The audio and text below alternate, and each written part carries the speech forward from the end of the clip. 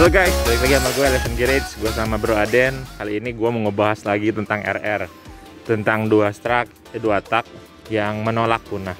Jadi gini guys, kali ini gue ngebahasnya, kalau kemarin sih, kalau kalian lihat vlog gue yang kemarin, gue ngebahas tentang bagaimana perubahan yang terjadi kalau kalian punya Ninja R dirubah menjadi SS. Kali ini gue bakal beda. Gue bakal ngebahas tentang dua tak juga sama, cuman gue bahas tentang Ninja RR. Ninja RR kali ini juga gue udah bikin vlog tentang gimana restorasi budget 2 juta bisa untuk merestorasi. Kali ini gue beda. Kali ini gue mau ngebahas bagaimana kalau Ninja kalian itu mengalami masalah di engine. Contohnya kayak Ninja ini kemarin, Ninja ini bermasalah karena ada sedikit telat ganti oli, isi oli samping. Dipakai terus kita akhirnya telat dan terjadi baret itu, atau disebutnya garis halus ya di bagian permukaan silinder. Itu sangat mengganggu guys. Kalau baretnya dalam itu akan mempengaruhi suara dari si mesin ini dan akhirnya mempengaruhi performa juga. Makanya kenapa gue kemarin selalu bilang bahas tentang dua tak ini, pentingnya kalian untuk merawat si mesinnya itu sendiri, karena perawatannya itu sangat sulit guys. Memang harus lebih rajin, kita harus lebih rajin.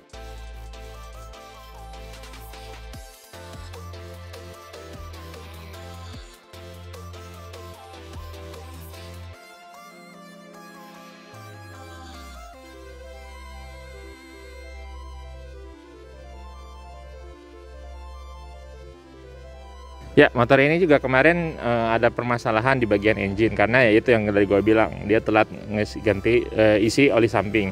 Akhirnya gue meminimumkan budget, karena kalau kalian tahu sendiri, kalau beli mesin original baru itu sangat mahal sekali. Kalian yang 1855 aja bisa sampai 3,5 juta udah sama seher, sama ring seher. Nah, kenapa gue ini pentingnya bahas tentang vlog tentang bagaimana sih cara kalian menanggulangi minimal tidak di OB. Kalau bisa kalian meminimalisir budget, bisa banget caranya dengan di OB, overboss namanya. Cuman ya itu resikonya, kalau di overboss kan otomatis jadi oversize, jadi sehernya naik antara 100 atau 50, 100 atau sampai sekian. Dan itu punya masalah guys kalau OB itu. Kalau OB itu rentan sekali sama overheat. Mesinnya cepat panas dan durability-nya atau ketahanannya juga nggak akan jauh beda sama mesin originalnya dari Kawasaki. Dan kalian tahu sendiri harga Kawasaki itu part-partnya luar biasa mahalnya sekali. Makanya kali ini gue ngebahas tentang bagian mesin. Gue ini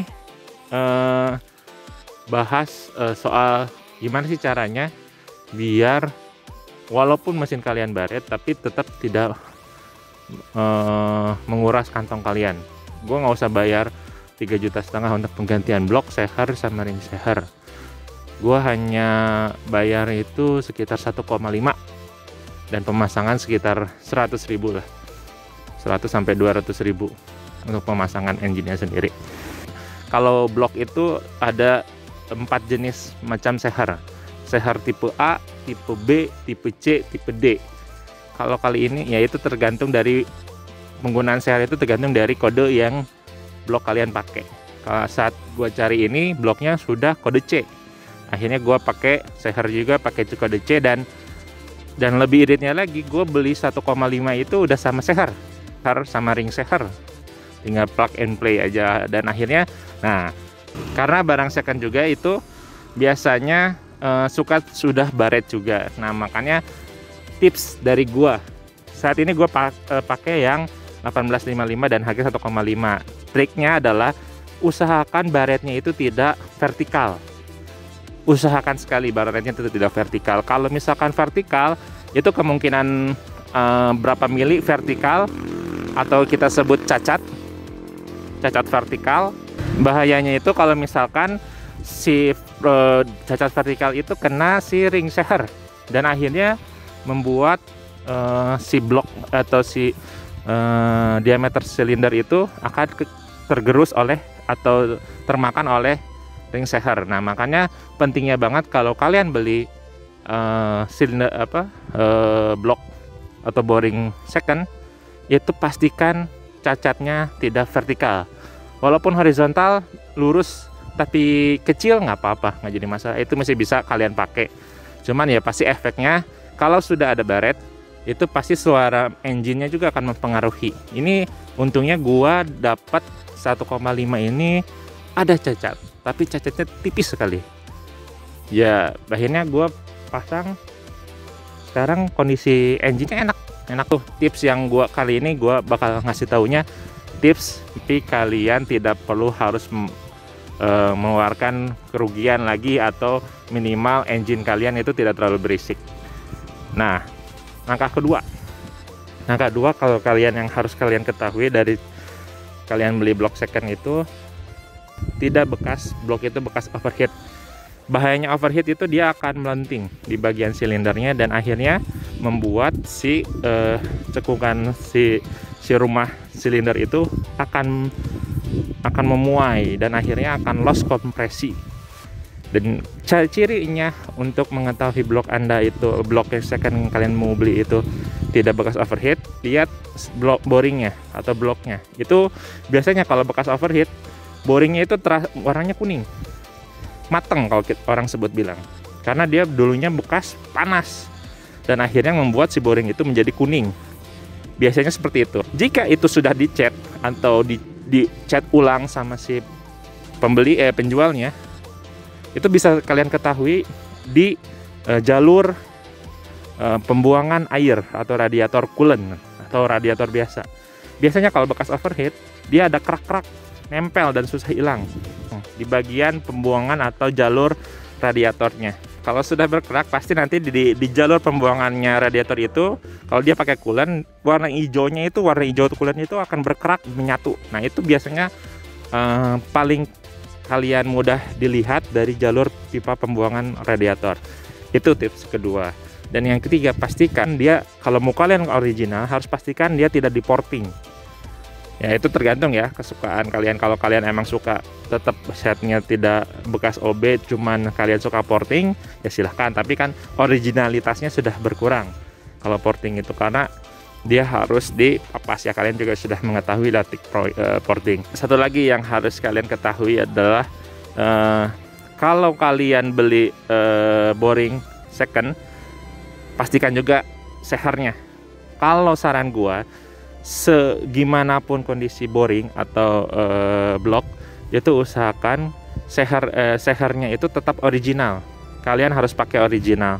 Kenapa? Bisa kalian pakai ganti dengan aftermarket yang lain kayak NPP atau VIM, cuman pasti akan berpengaruh kepada durabilitas ya. Kenapa gue bilang kalian harus tetap pakai sehernya seher ori, ringnya ring ori ya, karena itu kalau kalian emang saran gue sih cari boring yang sudah masuk kepada silinder sama seher. Nah, kalau masalah seher yang masih bisa dipergunakan adalah si seher itu tidak, permukaan sampingnya itu tidak baret, sama kayak si silinder sama boring. Itu kalau kalian baret halus nggak jadi masalah. Kalau dia bakal mempengaruhi juga kepada tingkat suara dari sini dan mempengaruhi dan menyebabkan si mudah sekali panas, cepat sekali panas. Makanya saran gue tips yang kedua, tips ini kalau kalian mau beli boring, pastikan dengan sehernya. Tapi kalau misalkan sehernya tidak ada, kalian bisa ganti sehernya, tapi harus yang ori. Saran gue. Kalau kalian punya saran dan kritik, boleh komentar di kolom komentar.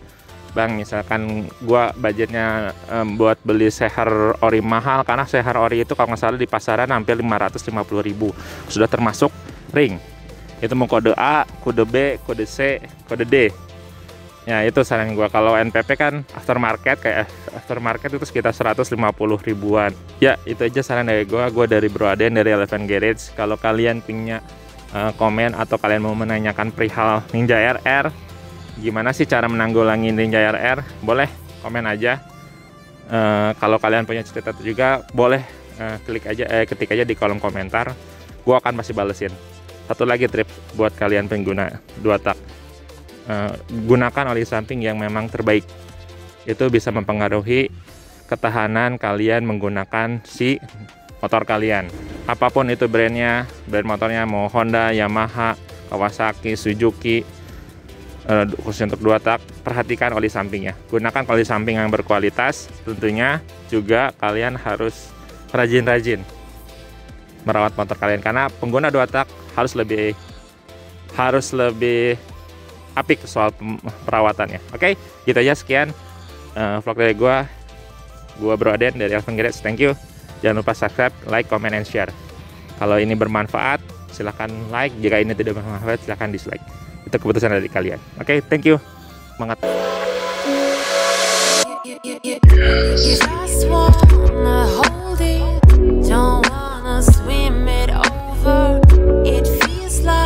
Yo.